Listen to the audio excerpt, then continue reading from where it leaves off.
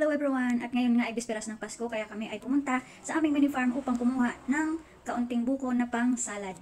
Para meron tayong konting handa sa ating bisperas ng Christmas. So ayun na nga, dumaan muna kami sa Chowking kasi hindi pa kami kumain at maaga kami gumising para lang kumuha ng buko sa aming mini farm. Forest na naman.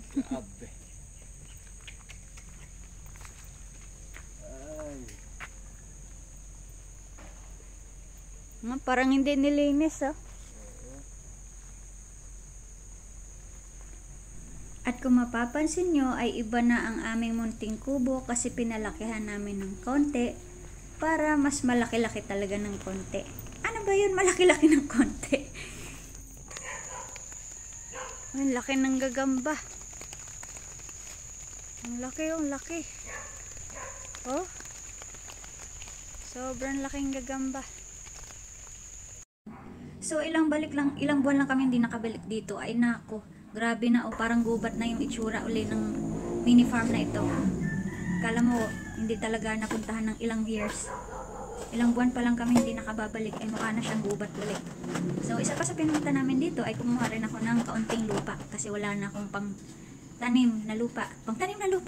Wala na akong lupang magamit doon sa aming rooftop garden. So ayan, medyo maulan kasi kaya nagtakip ako ng jacket sa ulo. Ano talaga? Medyo maulan so nilagay ko yung hood sa ulo ko. So ayan, kumuha ako ng 2 sako lang naman na lupa kasi mabigat yan mga dear, mabigat siya. Buhatin. So 2 sako lamang para may magamit ako sa aking garden.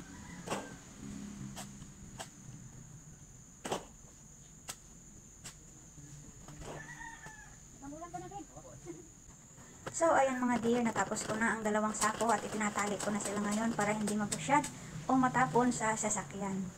Mabigat pa naman yan. Kasi lalo basa yung lupa.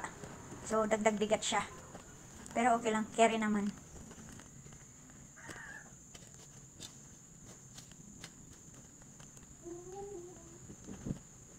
At dahil nga napagod ako sa pagbungkal ng lupa na inilagay ko sa sako, ay uminom na muna ako ng buko.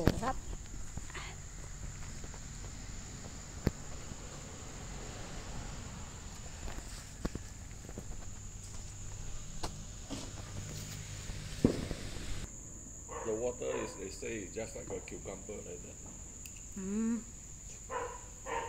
It's higher than the rice. Okay. Oh, better don't eat na the rice. Can eat this one lang.